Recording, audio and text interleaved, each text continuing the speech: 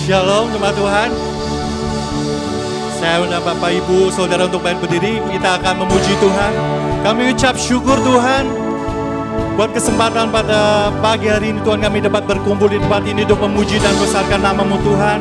Karena Kau adalah Raja di atas segala raja, karena Kau Raja yang terima segala pujian kami Bapa. Biarlah Tuhan Kau berkati ibadah kami ini dari awal, pertengahan hingga akhirnya, sehingga kami dapat bersorak-sorai memuji Engkau. Semua yang siap memuji dan besarkan nama Tuhan, mari kita sama katakan di dalam nama Tuhan Yesus, haleluya, amin.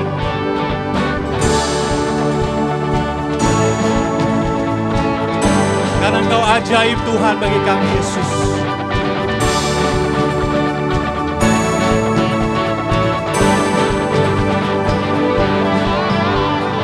Mataku melihat keajaiban-Mu, hancurkan semua ragu, hanya Engkaulah Tuhan sanggup.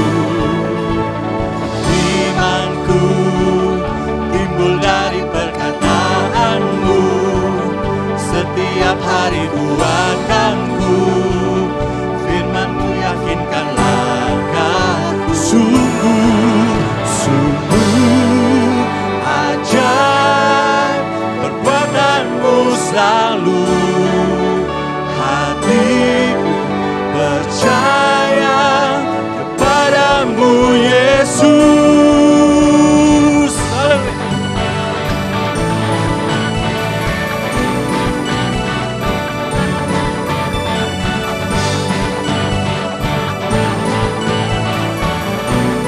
Dengan sungguh karena tanganku memuji keajaiban-Mu Tuhan. Tanganku memuji keajaiban-Mu, naikkan ucapan syukur, karena mujizat-Mu bagiku.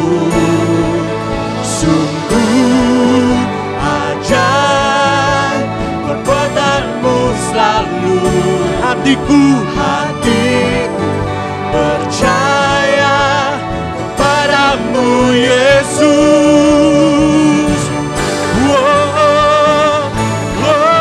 Kau selamatnya ajaib.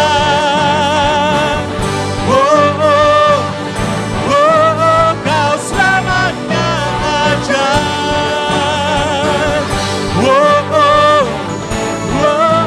Kau selamatnya ajaib.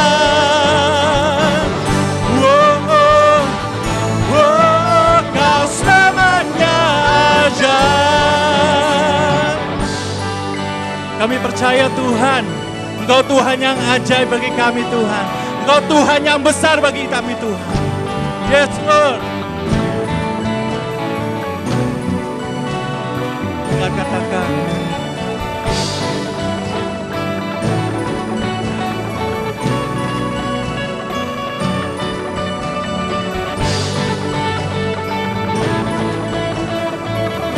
katakan sungguh, sungguh Tuhan, sungguh ajaib perbuatan-Mu selalu, hatiku percaya kepadamu Yesus. Sungguh, sungguh ajaib perbuatan-Mu selalu, hatiku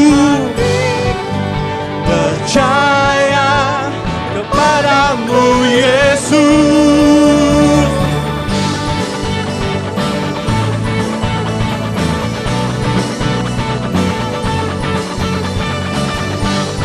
Yes Lord.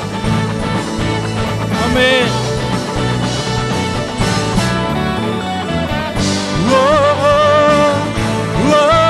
Kau selamatnya ajaib.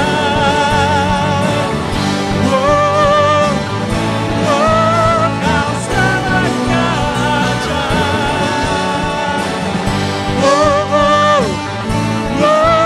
Kau selamatnya ajaib.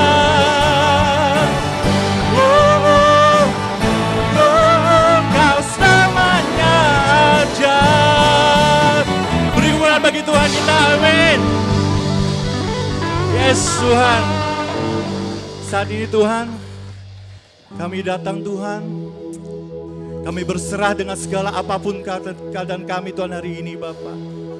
Dan biarlah Tuhan, kami berfokus Tuhan pada Engkau Yesus. Amin. Biarkan hidup kami Tuhan bersandar penuh pada Engkau Yesus. Haleluya Yesus.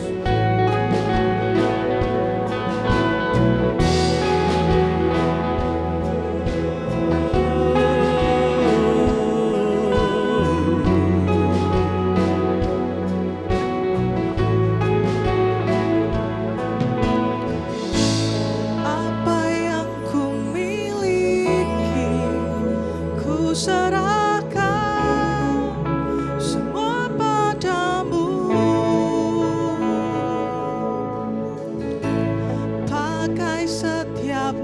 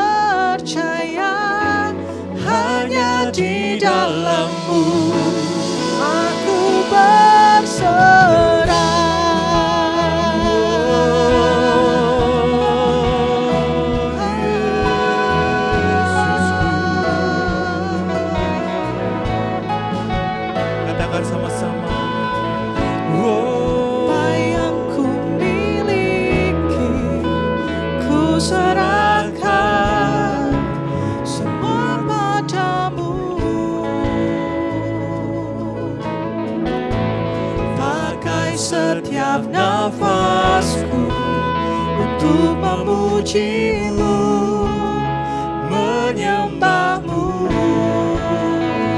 Ku bersandar sepenuhnya, Yes Tuhan, amin. pada janji-Mu.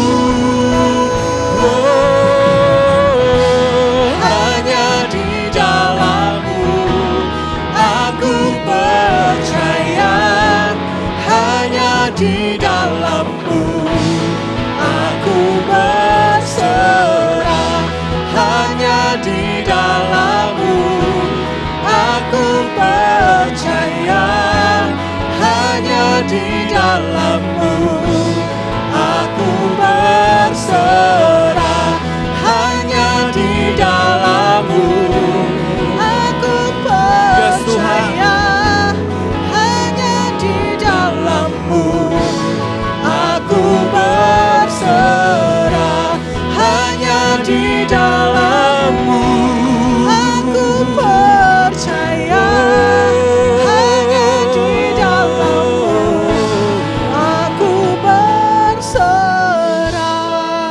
Yes Tuhan. Saat ini Tuhan kami hanya berserah pada Engkau Tuhan.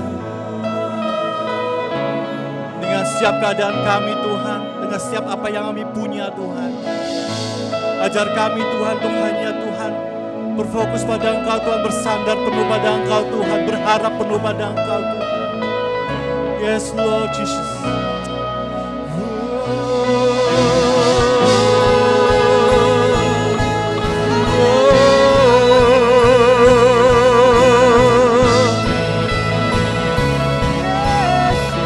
Yes Lord Jesus, amin.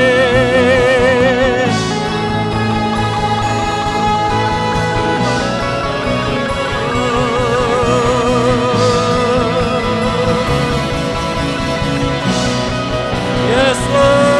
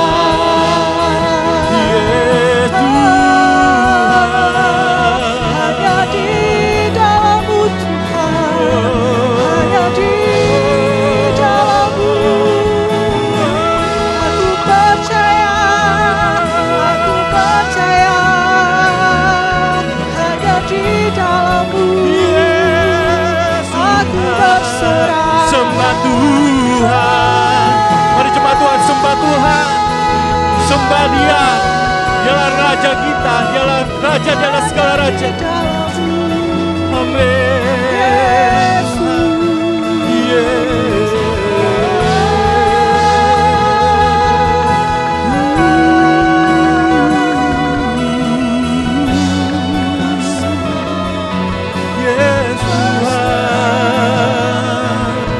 Hanyalah Tuhan, Engkau yang ku sembah. Oh Yesus, ini kami Tuhan. Oh makanya shikalalala, kidalalama ya shikidalalama ya shikidal. Oh Yesus Tuhan, amin Tuhan.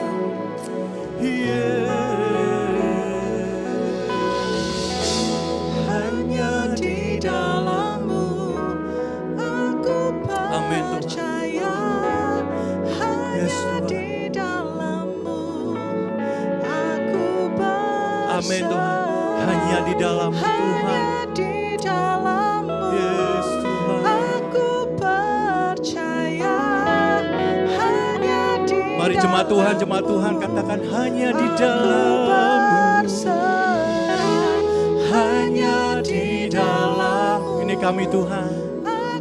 Yes Lord Jesus.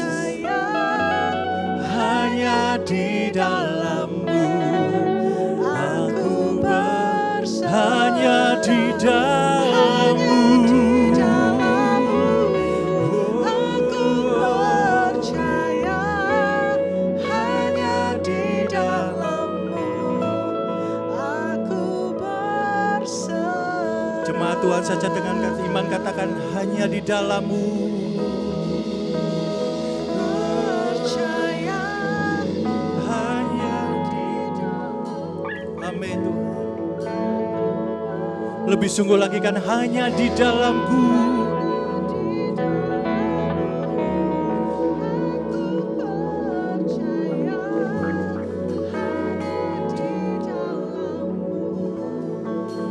Dengan penuh kesungguhan katakan sekali lagi hanya di dalam-Mu.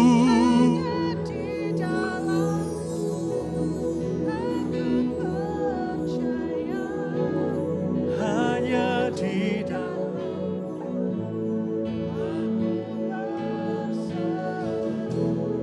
Hanya di dalam-Mu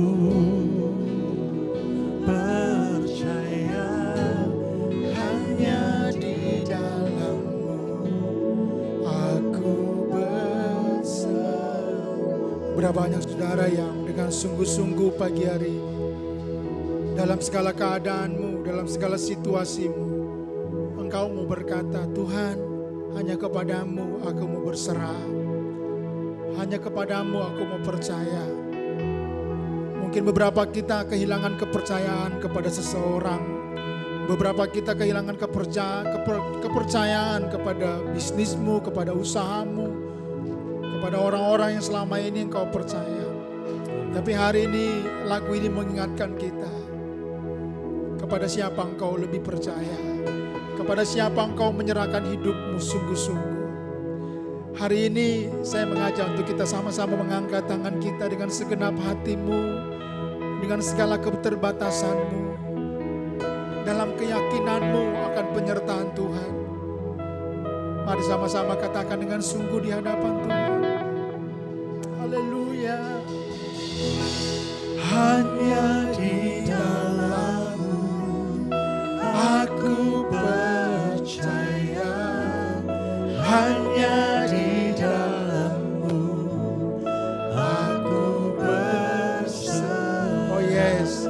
Hanya di dalam-Mu. Katakan, aku percaya.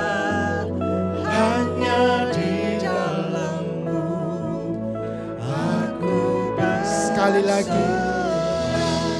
Hanya Di dalam-Mu aku percaya.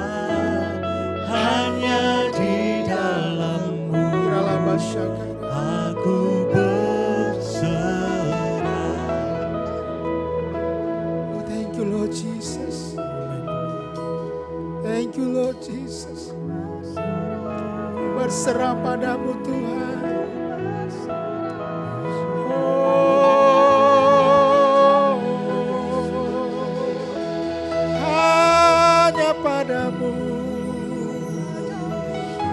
berserah padamu, percaya. Oh, Kau yang menyegarkan hatiku, yang menyegarkan jiwaku. Di dalam-Mu Tuhan ada kekuatan. Oh, haleluya.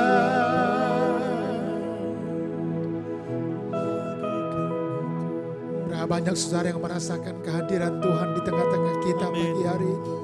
Mari dengan penuh sukacita kita beri tepuk tangan buat Tuhan kita. Oh, thank you Lord Jesus. Terima kasih, terima kasih. Amin. Amin. Haleluya. Tuhan, terima kasih pagi hari ini di kesempatan kami beribadah bersama-sama. Kami mendengar firman Tuhan. Tuhan yang urapi hamba-Mu, urapi kami semuanya. Pagi hari ini kami sungguh rindu mendengarkan kebenaran yang datangnya daripada Engkau. Terima kasih Tuhan buat kehadiran-Mu di tengah-tengah kami pagi hari ini. Dalam nama Yesus kami berdoa dan mengucap syukur. Haleluya. Amin. Silakan duduk Bapak Ibu semua yang dikasihi oleh Tuhan. Puji nama Tuhan. Shalom saudara. Shalom saudara. Kita ada di minggu pertama di bulan Desember, Bapak Ibu yang dikasihi oleh Tuhan. Dan di bulan ini kita masih ada di tema yang sama, namun kita akan melihat banyak hal dalam kehidupan ini, sebagaimana Tuhan ingin Anda dan saya punya cara melihat sebagaimana yang Tuhan mau. Saudara dikasihi oleh Tuhan. Kisah kelahiran Tuhan Yesus, ya, terdapat sebuah kisah di mana orang Majus melihat bintang, yang di mana bintang itu menuntun mereka ke tempat di mana Yesus dilahirkan. Melihat bintang, kemudian menuntun mereka berjumpa dengan Yesus. Bapak Ibu yang dikasihi oleh Tuhan, dalam kehidupan kita juga sangat menentukan apa yang engkau lihat dalam hidupmu, apa yang engkau lihat ya keluargamu, apa yang kau lihat di pekerjaanmu, apa yang kau lihat di usahamu, bahkan apa yang kau lihat di hari esokmu. Forward thinking, melihat apa yang di depan, berpikir ke depan, melangkah maju.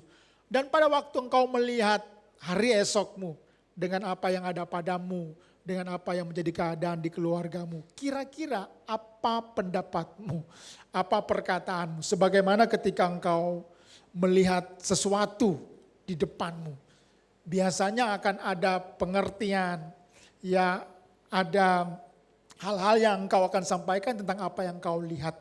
Hari ini kalau engkau lihat hidupmu, keluargamu, pekerjaanmu, usahamu, hari esokmu, kira-kira apa yang engkau akan katakan tentang semuanya itu? Apakah engkau akan berkata bahwa apa yang engkau lihat, walaupun mungkin itu kelihatannya masih gelap, kelihatannya ada masalah, kelihatannya masih sakit, kelihatannya ada problem di rumahmu, ada problem di pekerjaanmu, ada problem di usahamu. Tapi waktu engkau melihat dengan berbeda. Melihat dengan apa saudara? Berbeda, karena hanya dengan melihat berbedalah engkau dapat mengalami apa yang Tuhan janjikan. Hari ini kita akan belajar tentang apa yang engkau lihat di hari esokmu.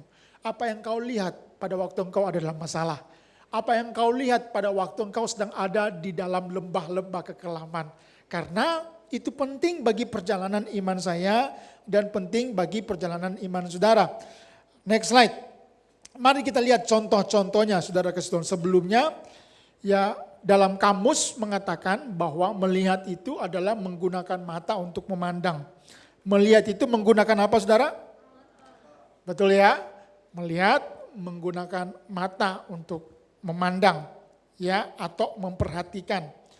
Ya, selanjutnya melihat, melayangkan pandang, memandang-mandang, membuang mata, mencalang, memperhatikan, mengamati. Kemudian ada yang menarik, melabeli. Jadi waktu apa yang terlihat itu Anda kasih cap, kasih label tentang apa yang kau lihat itu. Menariknya begini saudara, minggu ini saya merenungkan ini. Kadang-kadang kita kasih cap kepada diri kita. Waktu kita melihat apa yang terjadi di hidup kita. Contoh, sejak kecil Anda hidup di dalam kekurangan. Anda lahir di tengah-tengah keluarga yang kekurangan. Anda lahir di tengah-tengah keluarga di mana dapat sehari habis sehari. Dan itu berlangsung lama sekali. Biasanya orang akan langsung kasih cap, kasih label dalam dirinya. Saya orang apa? Biasanya orang akan kasih label apa? Orang yang lahir dalam kekurangan, tumbuh besar dalam kekurangan. Biasanya orang akan kasih label apa? Miskin. Betul enggak? Dari kecil Anda gagal, di sekolah gagal, terus orang tua pingin Anda dapat nilai bagus, tapi yang muncul nilainya apa? Ya 7 paling pol. Orang tua mungkin kasih tahu sama Anda dari kecil, memang kamu anak bodoh, memang kamu anak gagal di sekolah. Ya Anda gagal di sekolah. Nah biasanya orang yang gak bisa melihat sesuatu ya yang baik dari semua yang dia lihat dalam dirimu, kemudian dia akan kasih label dalam dirinya. Saya memang lahir sebagai orang apa? Bodoh, orang gagal. Betul enggak? Bahkan kadang-kadang Anda gak melebihi dirimu atau gak kasih cap seperti itu, orang lain yang kasih cap. Nah saya berdoa ketika Anda mendengar ini, ya Anda akan kasih cap yang baik tentang dirimu dan kepada orang lain. Karena begini, apa yang terlihat mungkin buruk, mungkin gelap. Tapi kalau Anda melihatnya dengan baik, melihatnya dengan cara pandang firman Tuhan, bahwa yang kelihatan buruk itu, yang kelihatan jelek itu, yang kelihatan miskin itu, yang kelihatan gagal itu, justru bisa dipakai Tuhan sebagai alat, sebagai kondisi di mana Anda akan melihat kemuliaan Tuhan dinyatakan di situ. Contoh, next slide. Ya.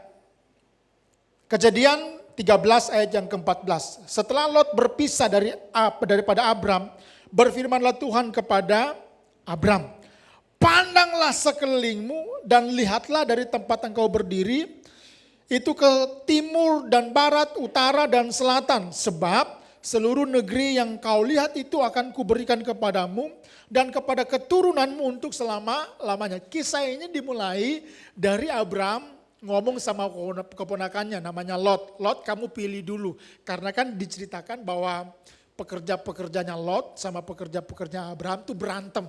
Akhirnya Abram suruh memilih kepada Lot. Lot kamu pilih aja. Yang tersisa nanti akan aku pilih. Tapi kamu pilih duluan. Anda tahu Lot memilih lembah Yordan. Kenapa? Yang Lot lihat lembah Yordan itu menjanjikan. Buat orang-orang yang bisnis peternakan, ya tanah yang subur, banyak rumputnya, banyak airnya, itu menjanjikan. Secara bisnis Lot memilih tempat yang menjanjikan. Tapi yang tersisa kepada Abram, tempat yang sama sekali tidak menjanjikan bagi orang-orang yang bisnis peternakan. Karena dulu kan begitu, saudara dikasih oleh Tuhan. Tapi saya mau kasih tahu, yang tersisa yang akhirnya menjadi milik daripada Abram, yang kelihatannya nggak menjanjikan, yang kelihatannya padang gurun, gunung-gunung, nggak banyak lembah-lembah yang hijau, ya yang subur. Tapi justru Abrahamlah yang diberkati Tuhan di tanah yang sisa karena dipilih oleh Lot tempat yang lebih baik. Artinya begini, kalau Anda memandang hari ini keadaanmu, keluargamu seakan-akan tidak menjanjikan, tidak lebih baik keadaannya daripada orang lain, saya mau katakan begini, asal engkau melihat dengan cara pandang Tuhan di tempat yang mungkin gak baik itu, Tuhan bisa menggenapi janjinya atas kehidupan. Serius, ini penting saudara dikasih Tuhan. Nah contoh yang kedua, Kejadian 21 ayat yang ke-19. Lalu Allah membuka mata Hagar sehingga ia melihat sebuah sumur. Anda tahu Hagar diusir oleh nyonyanya Sarah. Karena Abram juga mengizinkan, udah usir aja pembantumu itu. Hagar pergi, tapi Anda tahu Hagar dalam keadaan hamil. Di padang gurun dia kehausan, gak ada air. Pertanyaannya, apakah sumur itu sudah ada tapi Hagar gak melihatnya? Atau sumur itu menjadi ada karena diciptakan oleh Tuhan karena Hagar lagi butuh minum. Yang menarik kata yang dipakai di situ adalah begini. Allah membuka mata Hagar. Tidak dikatakan Allah membuat sumur, tapi Allah membuka mata Hagar. Ada masalah di sini. Masalahnya adalah mata Hagar tidak bisa melihat sumur karena hidupnya dipenuhi dengan beban, kemarahan, kepahitan akibat dia diusir. Kadang-kadang dalam cara Anda melihat, Anda nggak bisa melihat janji Tuhan, nggak bisa melihat pertolongan Tuhan, nggak bisa melihat mujizat karena hidupmu atau matamu, mata imanmu dipenuhi atau ditutupi dengan kemarahan, kebencian, keputusasaan, kepahitan.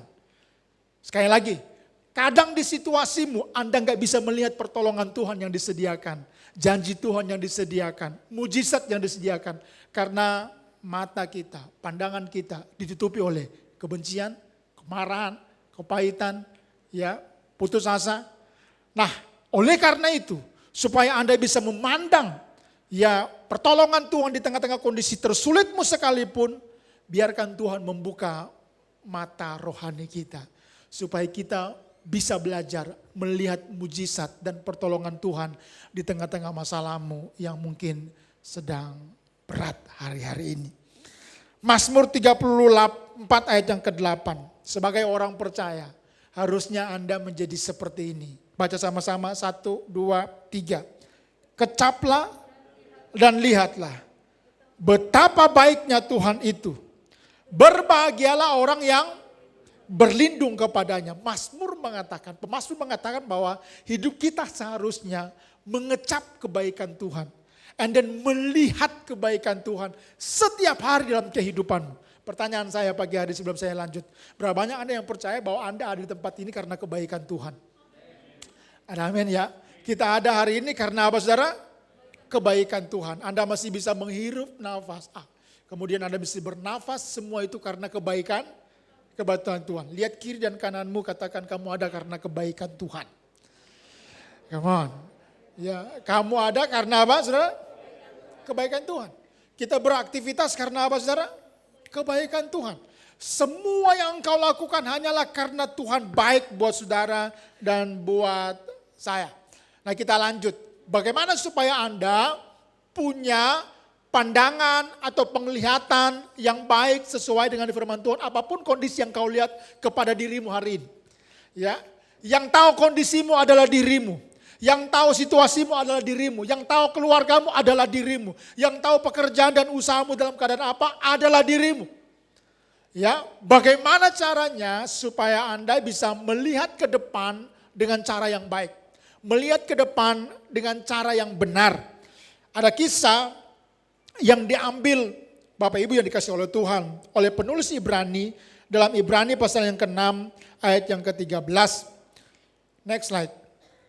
Sebab ketika Allah memberikan janjinya kepada Abraham, ia bersumpah demi dirinya sendiri, karena tidak ada orang yang lebih tinggi daripadanya. Ya, perhatikan yang saya kasih warna biru. Sebab ketika Allah memberikan janjinya kepada Abraham, pada waktu Allah memberikan janjinya kepada Abraham, berapa banyak yang masih ingat berapa tahun Abraham menunggu kelahiran daripada Ishak? Berapa tahun? 75 terima janji, penggenapannya umur 100 tahun. Berarti berapa tahun kurang lebih? 25. Oke. Ibrani mengatakan begini. Pada waktu Abraham menerima janji ya Tuhan atau Tuhan memberikan janjinya kepada Abraham dari pihak Tuhan. Anda dengarkan baik-baik ini. Waktu janji itu diucapkan, Tuhan bersumpah ya demi dirinya sendiri. Pada waktu dia memberikan janji kepada Abraham. Ingat konteks ayat ini pada waktu Abraham mempersembahkan Ishak. Kemudian muncul kata-kata Jehovah Jireh, Allah menyediakan. Kadang-kadang kita orang percaya bahwa Allah menyediakan. Tapi Anda nggak belajar. Sebelum kata itu muncul, apa yang Abraham lakukan? Korban. Apa yang Tuhan minta, Abraham lakukan. Yang Tuhan minta apa saudara? Ishak. Kemudian di atas gunung itu muncul kata Tuhan menyediakan karena ada komitmen, ada ketaatan yang dilakukan oleh Abraham. Sehingga kata Jehovah Jireh muncul. Kira-kira konteksnya itu, waktu Tuhan berjanji muncul setelah itu, Tuhan berjanji demi dirinya sendiri. Bahwa apa yang Tuhan janjikan kepada Abraham, keturunannya akan menjadi seperti pasir, seperti bintang, akan terjadi. Saudara dikasih oleh Tuhan. Dari pihak Tuhan, waktu Tuhan berjanji, janjinya itu ya dan amin. Amin. Amin saudara. Di pihaknya Tuhan, waktu dia berjanji, janjinya ya dan amin. Karena saya mau katakan begini, pada waktu Anda lihat hari esokmu, lihat keadaanmu, Anda kan harus koneksikan keadaanmu dengan apa kata Tuhan tentang situasimu. Abraham gak punya anak. Janji Tuhan dia akan punya keturunan seperti bintang, seperti pasir. Betul enggak? Tapi kondisi Abraham punya anak apa tidak? Enggak punya. Sebelum Ishak lahir, enggak punya. Tapi bagaimana Abraham tetap percaya? Roma 4 mengatakan Abraham percaya walaupun tidak ada dasar untuk berharap. Mari kita belajar mulai dari sini, saudara dikasih Tuhan. Berikutnya kata ayat 14, sesungguhnya aku akan memberkati engkau berlimpah-limpah dan membuat engkau sangat banyak. Tapi waktu ayat atau janji ini muncul, Abraham belum punya. Belum punya. Kemudian ayat yang ke-15, Abraham menanti dengan apa saudara? Baca sama-sama ya. Kelihatan ya, Abraham ingat di pihak Tuhan dia memberikan janji. Di pihak Abraham, Abraham belum punya seperti apa yang Tuhan janjikan. Tapi bagaimana Abraham ya menantikan janji yang dia belum lihat itu? Kata Alkitab, Abraham menanti dengan apa? Katakan sabar. Lebih keras lagi katakan sabar. Nah sabar ini yang menjadi persoalan bagi kita. Karena enggak ada batasan waktu sabar itu. Enggak jelas nanti kapan datangnya, kapan penggenapannya. Saudara, bagi orang-orang satu dengan yang lain bisa berbeda penggenapannya. Tapi Alkitab mengatakan Abraham menanti dengan sabar. Dan dengan demikian karena kan Ibrani mengutip apa yang sudah terjadi kepada Abraham. Ketika Abraham menanti dengan sabar apa yang Tuhan janjikan. Kata ayat 15, dengan demikian ia memperoleh apa yang dijanjikannya kepadanya. Oke, menanti dengan sabar pada akhirnya Abraham memperoleh apa yang Tuhan janjikan. Oleh karena itu poin yang pertama. Bagaimana Anda melihat dengan benar dalam kehidupan Anda sebagai orang percaya. Sekali lagi, waktu lihat dirimu, lihat keluargamu, lihat pekerjaan, lihat usahamu, lihat situasimu, lihat hari esokmu. Waktu Anda lihat itu, bagaimana cara melihatnya? Yang pertama, next slide. Melihat janji Tuhan di setiap situasimu. Yang pertama, supaya Anda bisa punya penglihatan yang baik tentang kehidupanmu sebagai orang percaya. Maka yang pertama, ya melihat janji Tuhan di setiap kondisi kehidupanmu. Apapun kondisimu. Ya, sekali lagi, lihatlah janji Tuhan di setiap kondisi atau keadaan hidupmu. Waktu janji, Abraham punya keturunan seperti pasir dan bintang. Abraham belum punya Ishak. Belum. Tapi Alkitab berkata Abraham menanti dengan sabar dan pada akhirnya melihat itu jadi kenyataan. Apakah hari ini Anda melihat janji Tuhan dalam setiap kondisi hidupmu? Atau Anda melihat kehancuran dalam setiap situasimu? Orang kadang-kadang kalau saya bilang tadi lahir di tengah-tengah kemiskinan, tumbuh dalam kemiskinan, dia kemudian dikasih label bahwa dia orang miskin. Pada akhirnya dia menyimpulkan, memang saya akan mati sebagai orang miskin. Saya akan mati sebagai orang gagal. Saya akan mati sebagai orang yang hancur dalam karir dan bisnis. Sebelum Anda melabeli hidupmu seperti begitu, apa kata janji Tuhan tentang situasimu? Apakah engkau melihat janji Tuhan dalam situasi hidup? Hari ini Anda mungkin sakit. Tapi pertanyaannya, apakah Anda melihat janji Tuhan atas sakit penyakit? Hari ini Anda mungkin melihat ada jalan-jalan tertutup dalam situasimu. Apakah Anda melihat janji Tuhan dalam jalanmu yang tertutup? Saudara, sumpah Allah adalah sebuah kepastian yang tidak dapat digoyahkan. oleh apapun dan Allah ingin menjadikan perkataannya sebagai landasan atas iman Abraham agar Abraham dapat menjadi bapa orang beriman dalam segala zaman. Sekali lagi, di pihaknya Tuhan waktu Tuhan berjanji dia bersumpah. Walau Abraham belum melihat, tapi Tuhan mau janji Tuhan sebagai dasar bagi Abraham untuk berharap. Hari ini mungkin waktu engkau lihat sekali lagi situasimu, mungkin situasinya tidak mengenakan. Mungkin situasimu menyedihkan. Mungkin engkau sedang menangis di hari-hari ini atas situasi itu. Sekali lagi saya mau katakan, apakah engkau melihat janji Tuhan di situasimu itu? Kita tidak bisa melihat janji Tuhan kalau harapanmu didasarkan kepada orang dan kemampuan manusia. Orang bisa mengecewakanmu, betul? Suami bisa mengecewakanmu. Istrimu bisa mengecewakanmu, orang tuamu bisa mengecewakanmu, bahkan pastormu juga bisa mengecewakanmu. Yang namanya manusia bisa mengecewakanmu. Yang namanya apa yang di dunia ini yang fana dan terbatas sangat bisa mengecewakanmu. Uangmu yang engkau harapkan bisa datang tepat pada waktunya juga mungkin gak bisa menjamin engkau akan tetap tenang saja karena uang itu terbatas. Pekerjaan, usahamu bisa mengecewakanmu. Makanya saya mau katakan jangan jadikan itu sebagai dasar hidupmu berharap bahwa engkau akan baik-baik saja di hari esokmu. Ini mau mengatakan kepada kita begini, taruh semua harapan hidupmu dan pengharapanmu atas janji Tuhan. Di atas janji Tuhan. Bukan di atas apa yang kau punya. Bukan di atas apa yang kau miliki. Next slide. Cara terbaik untuk melihat segala sesuatu adalah, baca sama-sama. Saya suka sekali kalimat ini, saudara dikasih Tuhan. Kalau engkau mau belajar melihat janji Tuhan atas setiap situasimu, maka ini yang akan menolong kita semuanya. Baca sama-sama 1, 2, 3. Cara yang terbaik untuk melihat segala sesuatu adalah dengan melihat apa janji Tuhan atau firman Tuhan terhadap. Katakan amin.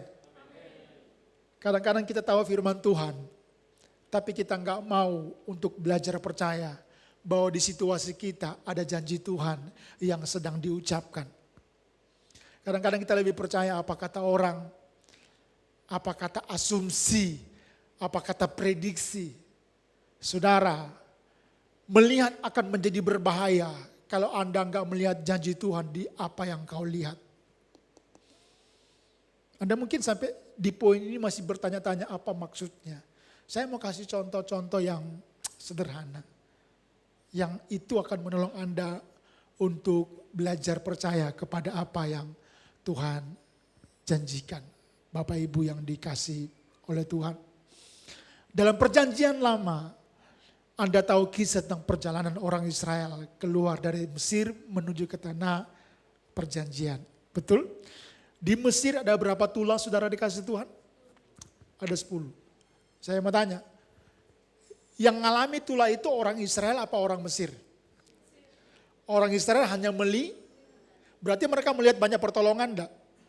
Ya. Waktu keluar dari Mesir, kemudian pada akhirnya Firaun berubah menjadi keras hati dan kata Alkitab Tuhan sengaja membuat Firaun hatinya keras, akhirnya ngejar kembali orang Israel. Sampai mereka terdesak ada di depan Laut Merah. Oke, di depan laut, belakang ada tentara Firaun. Sebelah kanan ada padang gurun, sebelah kiri ada pegunungan. Mereka nggak bisa lari kemana-mana. Apa kata orang Israel? Lihat, Musa, kenapa engkau bawa kami ke sini? Lebih baik kami ada di Mesir. Engkau bawa kami ke sini untuk kami mati. Tapi beda. Musa berkata begini, kita akan melihat pertolongan Tuhan. Oke? Anda tahu pertolongan Tuhan itu apa pada waktu itu? Mereka berjalan di tengah-tengah laut. Oke? Pernahkah mereka bayangkan bahwa Tuhan akan membelah laut untuk mereka bisa berjalan di laut yang kering? Enggak pernah. Tapi Musa bisa melihat ada pertolongan Tuhan di tengah-tengah situasi yang terdesak. Sayangnya orang Israel nggak bisa melihat itu walau mereka udah banyak lihat pertolongan Tuhan. Paling nggak 10 tulah mereka udah lihat. Mereka nggak ngalami tulah itu, hanya orang Mesir. Musa melihat janji Tuhan atas situasi yang berbahaya. Daud waktu ketemu Goliat, Anda ada di beberapa poin yang terakhir, tapi sepertinya Tuhan mengingatkan, itu saya sampaikan di awal. Daud melihat Goliat. Orang Israel memandang Goliat sebagai musuh yang menghancurkan. Tapi Daud tidak. Daud melihat janji Tuhan lebih besar daripada besarnya Goliat. Yang saya mau katakan sederhana. Ayo hari ini kita belajar melihat apa janji Tuhan di situasimu hari ini. Dan terima aja bahwa janji Tuhan akan digenapi, tidak akan pernah terlambat. Pasti tepat pada waktunya. Katakan amin. Sekali lagi supaya engkau melihat dengan baik, lihatlah janji Tuhan atas setiap situasi kehidupanmu. Next slide, kita akan cepat. Janji Tuhan kepada Abraham, digenapikah? Ya. Kalau Anda baca satu-satu ini, digenapi. Janji apa? Tanah, digenapi. Sampai hari ini keturunan Abraham masih tinggal tuh di Israel. Lepas dari persoalan yang terjadi hari ini. Tapi kalau Anda baca firman Tuhan, apakah janji Tuhan betul kepada Abraham? Ya, sampai hari ini keturunannya mendiami tanah yang Tuhan janjikan. Lepas dari klaim ya agama tertentu tentang semua itu, tapi digenapi atau tidak? Ya, digenapi. Perjanjian keturunan digenapi apa tidak? Ya, digenapi. Perjanjian berkat digenapi. Perjanjian menjadi bangsa yang besar digenapi. Semua yang dijanjikan Tuhan, walau mungkin tidak semua dilihat oleh Abraham, tapi Anda sebagai saksi iman bisa berkata hari ini, apa yang Tuhan janjikan kepada Abraham digenapi. Karena Abraham melihat janji Tuhan di kondisinya. Kalau Anda melihat janji Tuhan di setiap kondisimu, mungkin hari ini engkau nggak bisa melihat semuanya. Tapi pastikan bahwa engkau dan keturunanmu akan melihat penggenapan janji Tuhan atas setiap situasi kehidupan. Jadi yang pertama, melihat janji Tuhan di setiap situasi. Yang kedua, ya lihatlah dengan benar.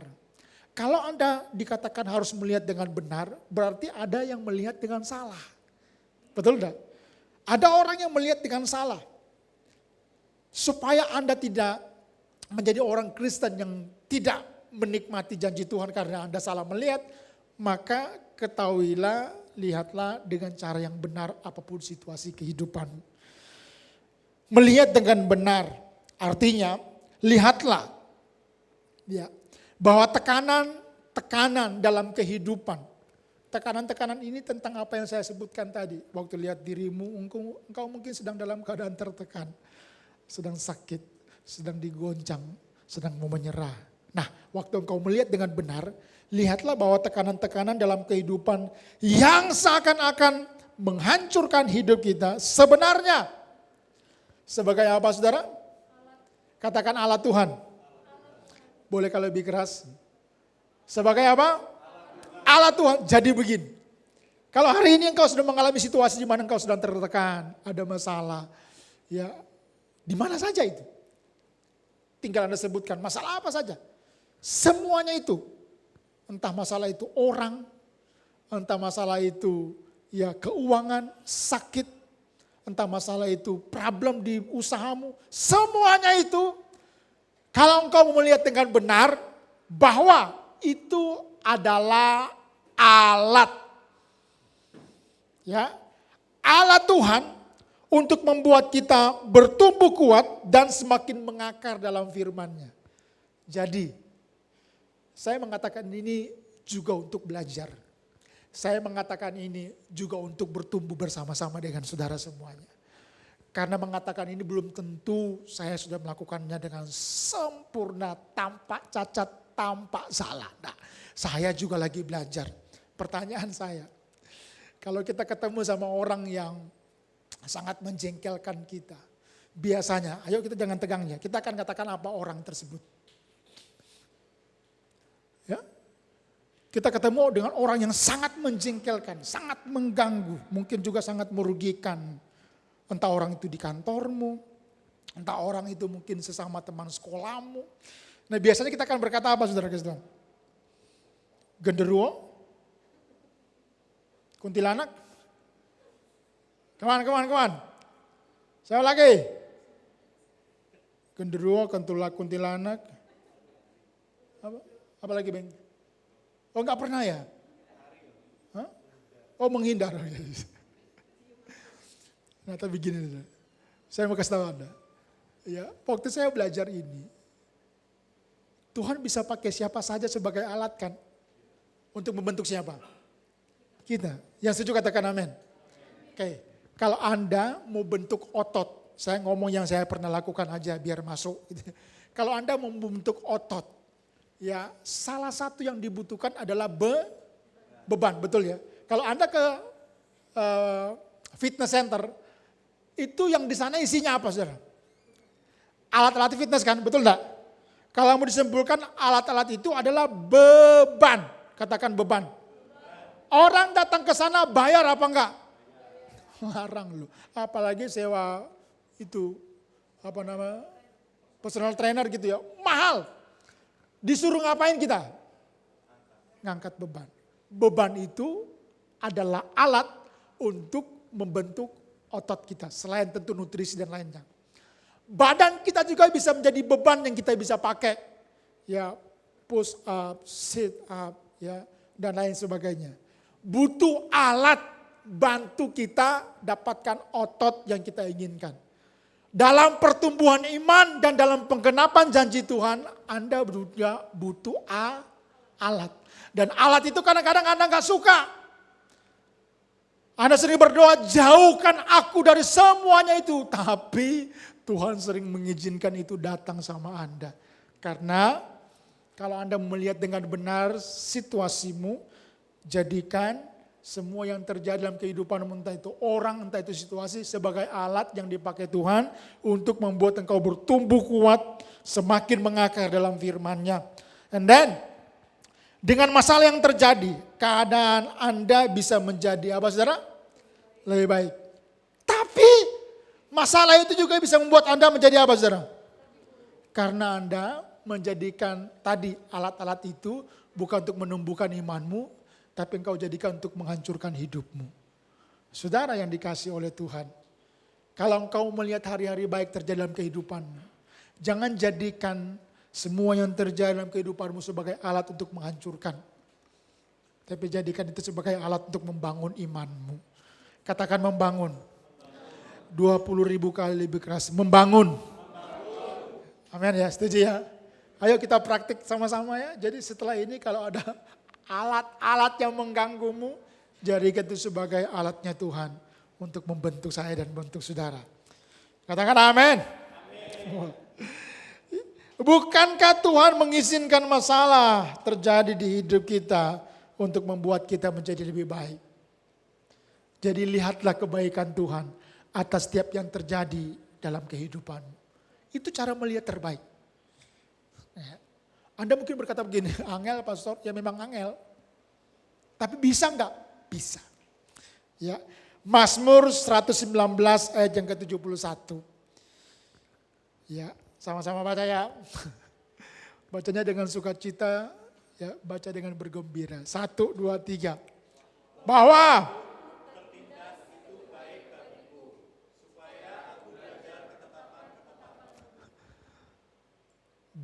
aku tertindas itu baik.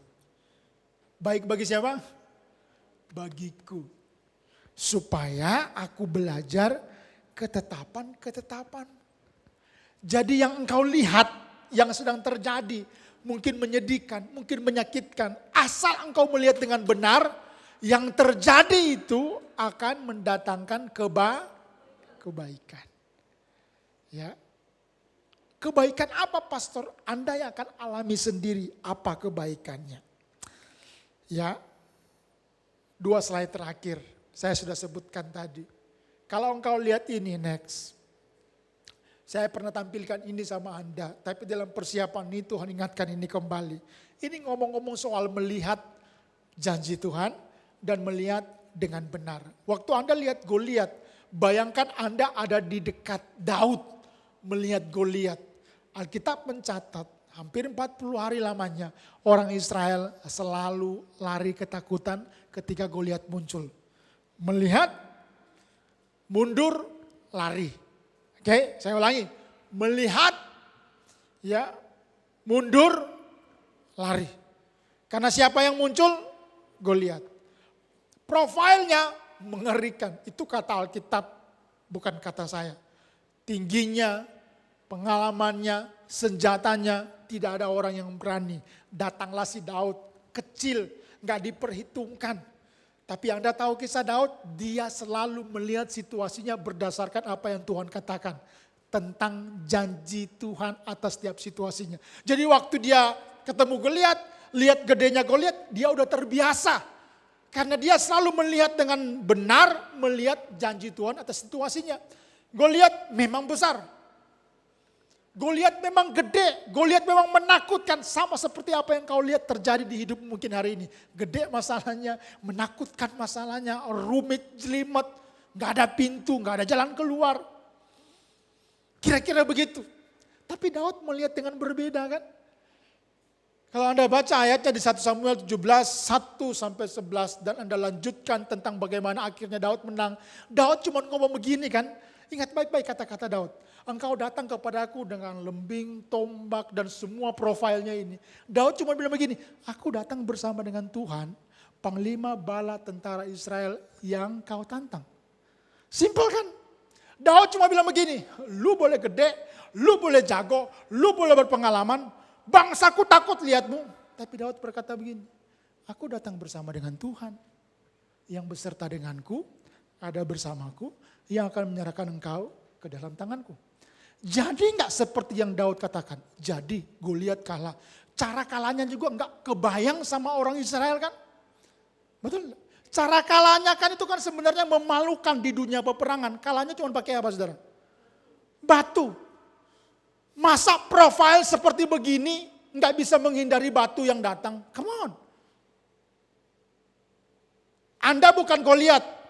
Tapi Anda, ya saya kasih contoh. Anda bukan Goliat.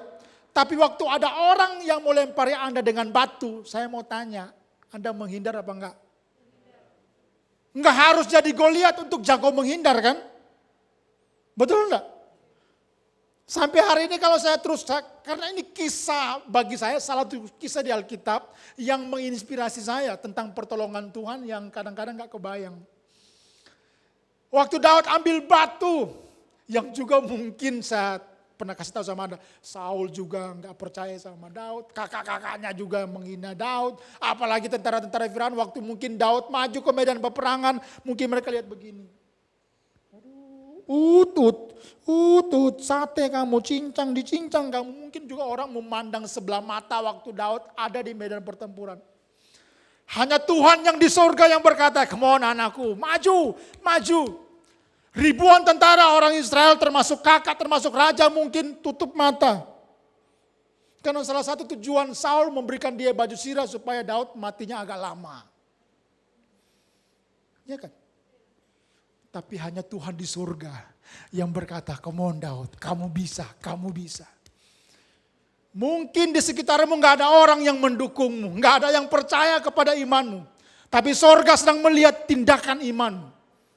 Dan Tuhan beserta dengan tindakan iman. Ada amin, saudara? Waktu Daud ngambil batu, taruh di ali-alinya. Katapel kira-kira seperti bahasa kita. Diputar-putar. Saya bilang profil seperti ini masa nggak tahu batu akan datang. Tapi kalau Tuhan yang menyertai batu tersebut, Goliat nggak bisa ngapa-ngapain. Kenanya di mana? Kata Alkitab, di dahi.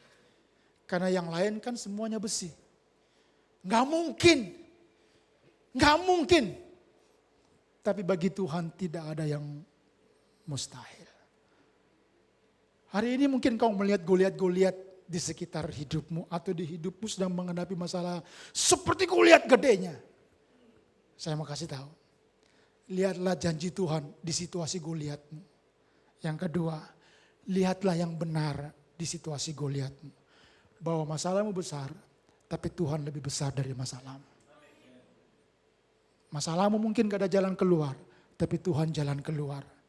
Orang dunia melihat dengan salah, Goliat menghancurkan hidup. Tapi orang benar melihat Goliat sebagai kesempatan untuk janji Tuhan digenapi. Next slide, klik. seorang perwira Roma. Wow. Ya, yang hambanya sedang sakit. Lihat, kata-kata orang yang melihat janji Tuhan dan melihat dengan benar harusnya seperti ini. Lihat, Matius 8:8. Tetapi jawab perwira itu kepadanya, Tuhan, kan Yesus bilang aku mau datang ke rumahmu kan. Betul ya?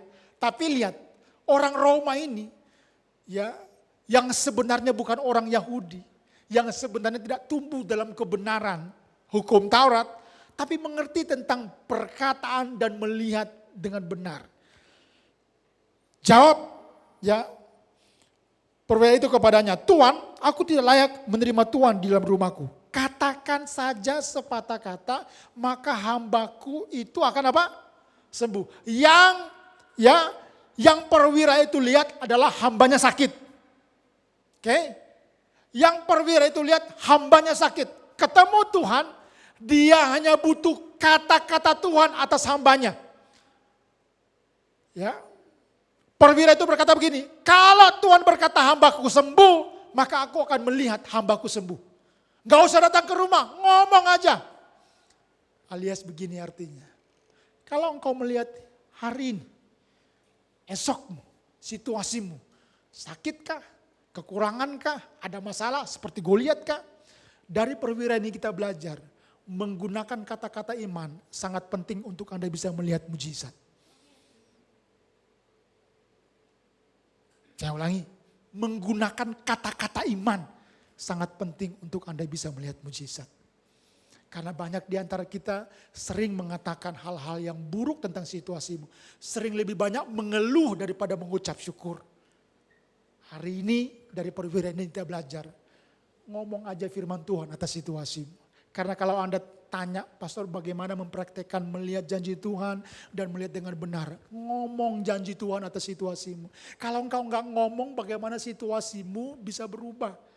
Karena dengarkan baik, apa yang diciptakan di muka bumi ini dimulai dari apa? Perkataan. Bahkan banyak masalah yang terjadi dalam kehidupanmu dimulai karena apa? Kata-kata. Jadi hari ini, mulailah katakan firman Tuhan atas situasimu. Katakan amin. Katakan amin. Ngomong aja firman Tuhan. Udah jadi, mungkin belum. Tapi bukankah iman itu percaya kepada apa yang belum kelihatan? Ngomong aja. Ngomong aja. Ya, bulan ini bulan yang sebenarnya penuh dengan pergumulan. Bagi saya, bagi keluarga yang di Manado. Adik saya yang mau menikah minggu depan di Papua. Waduh, Paul. Syukurannya tuh rencananya akhir Desember. Saya bilang sama mama saya, masa saya mau ke Papua, terus nanti lagi ke Manado. Mama saya cuma bilang begini, apa yang kau inginkan terjadi di hari ini, di hari esokmu dimulai dari kata-kata. Mama saya juga bilang begini, sama, kita juga belum punya duit kok. Tapi kita sudah ngomong bahwa kita akan berangkat. Sudah ngomong, saya ngomong ke mana? Udah mama sama papa aja yang ke Papua. Ya, saya enggak lah gitu. Kalau nanti syukuran akhir tahun, ya berdoa agar supaya saya dan keluarga bisa berangkat ke Manado. Tapi yang saya mau katakan begini, kita belum melihat karena perjalanan itu butuh banyak biaya, baik ke Papua maupun ke Manado. Tapi saya selalu mendengar kata-kata ini dari mama saya. Dan saya praktekkan di kehidupan saya. Ngomong aja firman Tuhan atas situasimu. Jadi dan tidak, ngomong aja. Karena firman Tuhan yang diucapkan itu mendatangkan kuasa menciptakan. Tentang jadi dan tidak, biar itu urusan Tuhan. Orang benar belajar ngomong yang baik tentang situasimu berdasarkan firman. Katakan amin. Jadi apapun situasimu hari ini, ngomong aja firman Tuhan atas situasimu. Karena perwira itu bilang begini sama Tuhan Yesus, ini kalau ada jemaat seperti perwira ini, itu luar biasa. Kan begini kan, ya Tuhan Yesus gak usah ke rumah. Tuhan Yesus ngomong aja, karena kata-katamu akan menembus ruang dan waktu. Kan gitu perwira itu maksudnya. Bayangkan kalau Anda hidup seperti perwira itu. Ngomong firman Tuhan, ngomong janji Tuhan. Nyanyi kayak lagu yang tadi, hanya di dalammu aku percaya, hanya di dalammu aku berserah. Mungkin lagi masak, lagi ada masalah, nyanyi aja. Itu mendatangkan kekuatan, katakan amin. Katakan amin. Daripada waktu Anda masak, nyanyi. Ya betapa hatiku hancur karenamu, janjimu ternyata adalah kepalsuan. Come on. Nyanyi lagu rohani. Lagu pop boleh nggak? Saya nggak anti lagu pop. Percayalah. Kalau Anda lihat saya di rumah, Anda akan terkaget-kaget sampai Jesse bilang, ini kalau cuma tahu papa saya kayak begini. Ya karena saya apa adanya, nggak dengar lagu dangdut ya kok. Buat senang-senang aja, habis itu ganti lagi gitu kan. Tapi waktu saya itu begini. Katakan kata-kata firman atas situasimu. Next. Wanita yang sakit pendarahan 12 tahun. Berapa tahun? Lama apa cepat itu? Lama ya. Firman Tuhan berkata begini. Karena katanya dalam hatinya, asal ku jamah saja jubahnya aku sembuh. Mirip kisah yang perwira tadi. Kalau perwira tadi itu ketemu Yesus. Yang ini Yesus lewat. Tapi di hatinya udah berkata begini, asal ku jamah saja jubah-jubahnya aku sembuh. Apalagi itu kata. Jadi untuk melihat janji Tuhan atas setiap situasimu, melihat dengan benar atas setiap situasimu, mulailah dengan katakan firman Tuhan. Katakan apa saudara? Firman Tuhan. Kalau ketemu orang yang ada dalam persoalan, katakan apa? Ya mungkin temanmu akan berkata, kalau pastor kayak orang benar enggak apa-apa. Katakan firman Tuhan. Amin saudara. Katakan apa yang baik paling tidak. Berikan kata-kata semangat. Jadi kalau ketemu orang, katakan apa saudara? Firman Tuhan. Katakan yang baik. Jangan kalau ketemu orang dia cerita masalahmu. Wah sakit hidupmu. Kapan hancur hidupmu gitu. Jangan, katakan yang baik. Karena kata-katamu itu yang kau dasarkan kepada firman Tuhan bisa membuat mujizat terjadi atas kehidupan teman kita, keluarga kita, hidup kita. Amin saudara. Mari bangkit berdiri bersama-sama, kita akan siapkan hati kita untuk kita mendengarkan masuk dalam perjamuan kudus. Hanya di dalam-Mu aku percaya. Hanya di dalam-Mu aku berserah.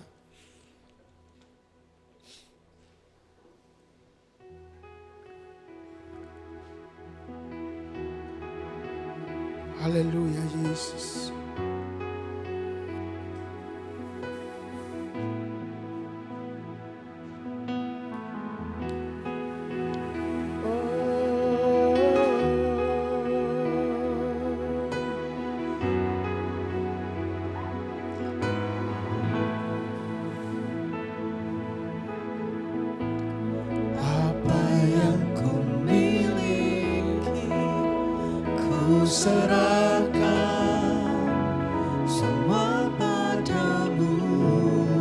Saya mengundang petugas perjamuan kudus, Budina dan Kristen, setiap nafasku untuk memuji-Mu, menyembah-Mu.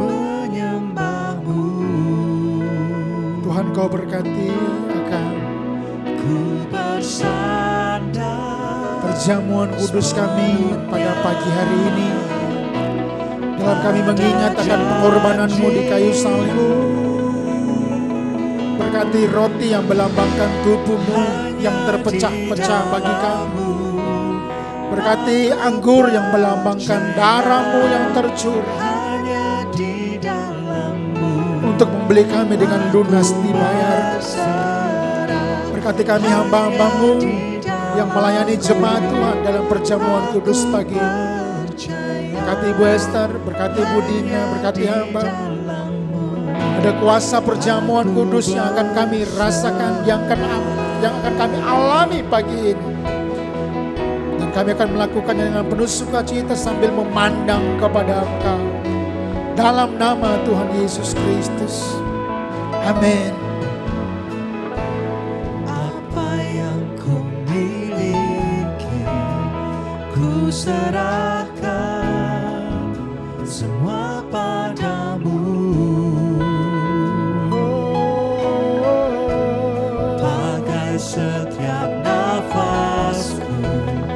untuk memujimu, menyembahmu.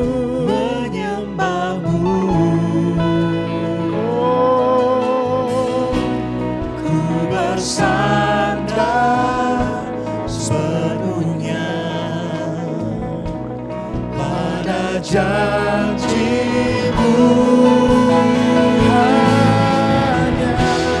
Hanya di dalam-Mu aku percaya, hanya di dalam-Mu berserah, berserah.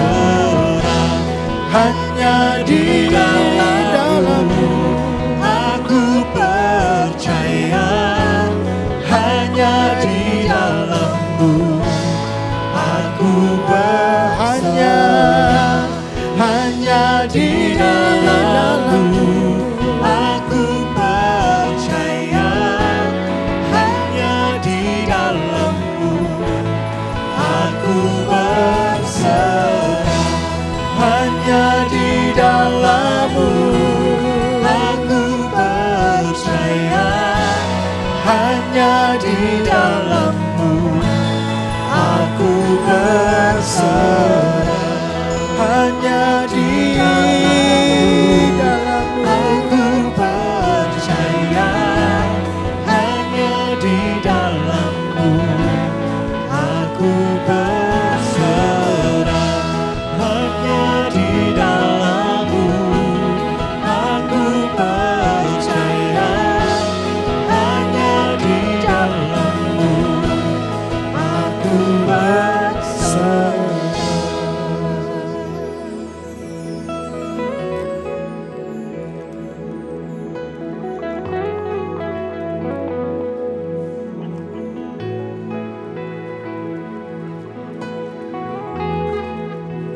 haleluya Yesus.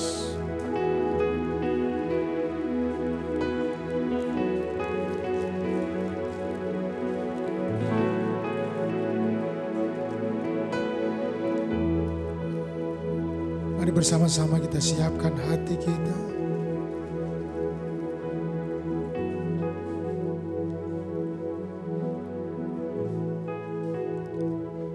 Angkat roti dengan tangan kanan.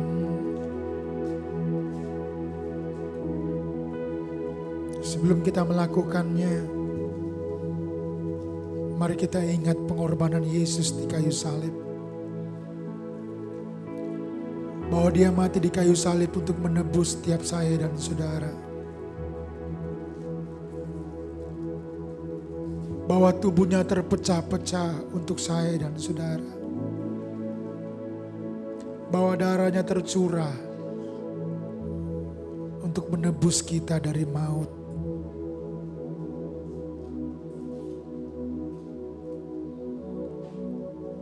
Mari angkat roti dengan tangan kananmu.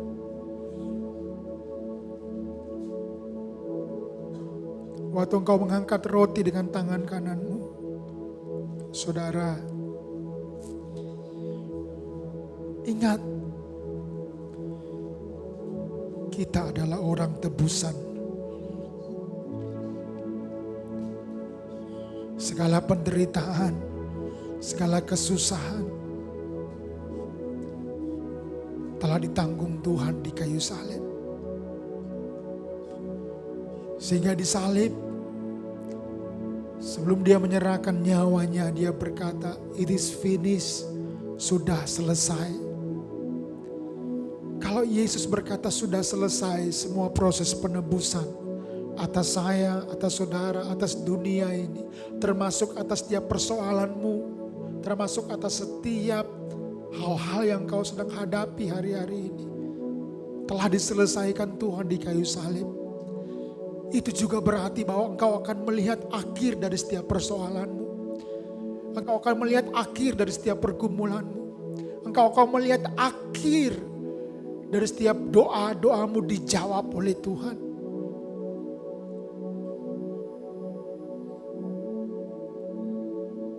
Haleluya. Pada waktu kau mengangkat roti, angkatlah dengan percaya kepada pengorbanan Yesus di kayu salib untuk engkau dan saya. Dengarkan firman Tuhan. Pada malam waktu Yesus akan diserahkan, ia mengambil roti, memecah-mecahkannya dan berkata, inilah tubuhku yang diserahkan bagi kamu. Makanlah dan perbuatlah ini untuk menjadi peringatan akan aku. Ingat akan pengorbanan Yesus. Terima penebusan Yesus atas kehidupan. Dan mari kita makan dengan iman sambil mengucap syukur dalam nama Tuhan Yesus. Mari makan dengan bersyukur.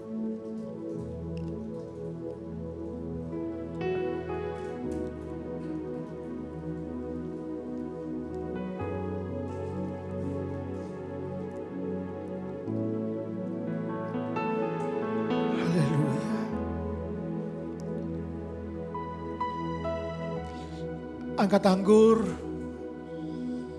dengan tangan kananmu, dengarkan firman Tuhan. Kemudian Yesus mengambil cawan, meminumnya dan berkata, inilah darahku yang dicurahkan bagi kamu. Darah perjanjian antara aku dengan engkau. Darah yang membeli engkau dengan lunas dibayar. Darah yang memeteraikan engkau sebagai milik Tuhan. Darah yang memproteksi engkau dari apa yang jahat.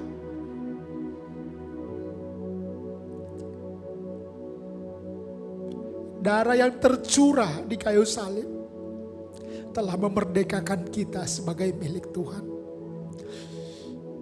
Mari kita minum anggur ini sebagai lambang daripada darah Tuhan Yesus Kristus. Dengan iman sambil mengucap syukur dalam nama Tuhan Yesus.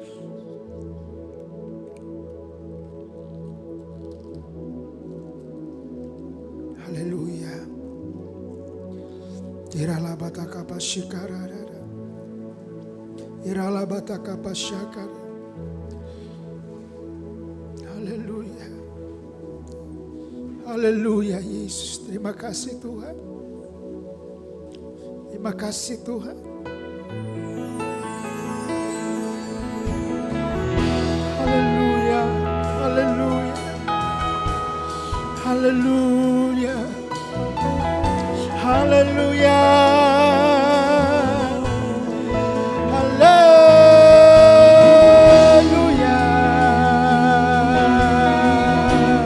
Oh. Haleluya. Oh Tuhan. Mari beberapa waktu ini kita sembah Tuhan. Haleluya. Oh, Yesus Tuhan. Kami mau melihat pekerjaan-Mu Tuhan dalam hidup kami. Oh, haleluya.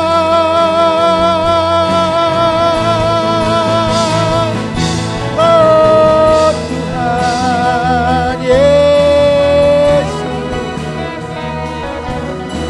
Iralama yaralama syaralama lamo. Iralama lama sadaramo.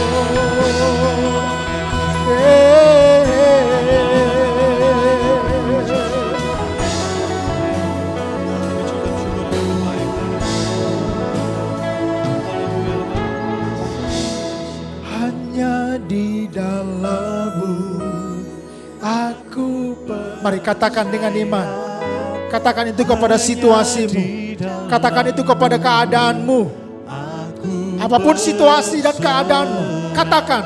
Hanya di dalam-Mu aku percaya. Amin. Percaya bahwa ada mujizat. Percaya ada pertolongan Tuhan.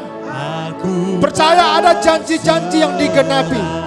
Hanya di dalam-Mu aku percaya. hanya di dalam. Engkau yang mau terima janji-janji Tuhan, angkat tanganmu, katakan hanya di dalam-Mu. Come on, dengan iman semua saudara. Hanya Terima pertolongan Tuhan atas setiap situasimu.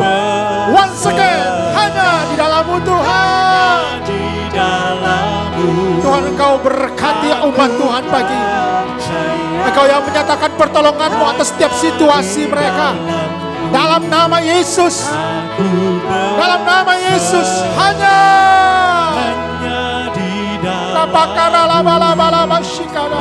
Aku percaya hanya di dalam. Amin. Aku berserah.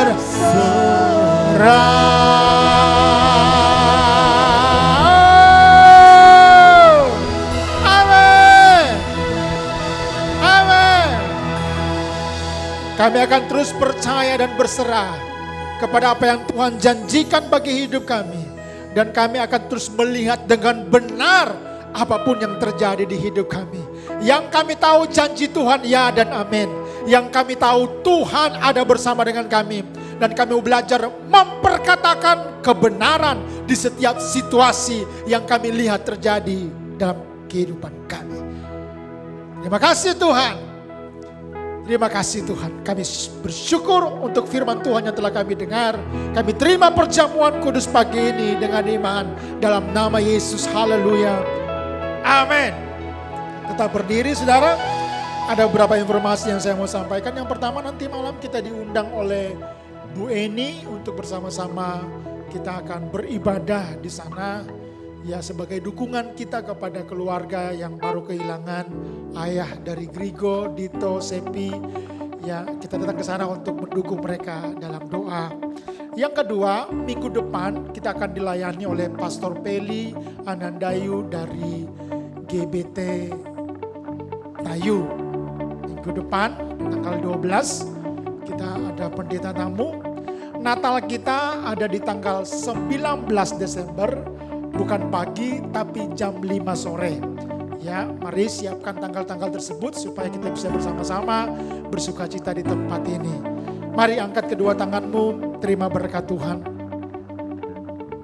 Segala berkat ini akan datang dan menjadi bagianmu jika engkau mendengarkan firman Tuhan yang disampaikan hari ini. Engkau lakukan dengan setia dan dalam ketaatan. Diberkatilah engkau pada waktu masuk. Diberkatilah engkau pada waktu engkau keluar. Tuhan memerintahkan berkat datang kepadamu, datang kepada keluargamu, datang kepada pekerjaanmu, datang kepada usahamu. Engkau akan semakin naik bukan turun. Engkau menjadi kepala bukan menjadi ekor. Tuhan menghadapkan wajahnya kepadamu, memberikan engkau kasih setia yang melimpah. Damai sejahtera, sukacita surga akan dicurahkan bagi engkau. Dan itu akan dicurahkan dengan melimpah.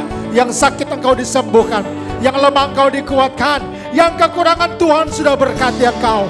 Pulanglah dengan berkat Tuhan dalam nama Yesus. Haleluya. Amin.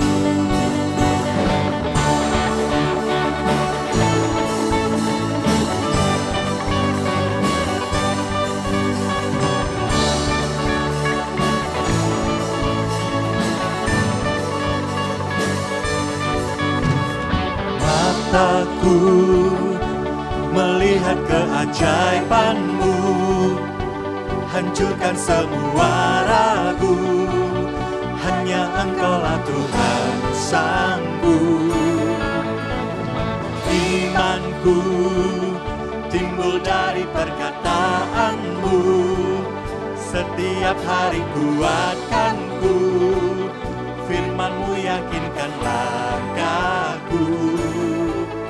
Sungguh ajaib perbuatan-Mu selalu.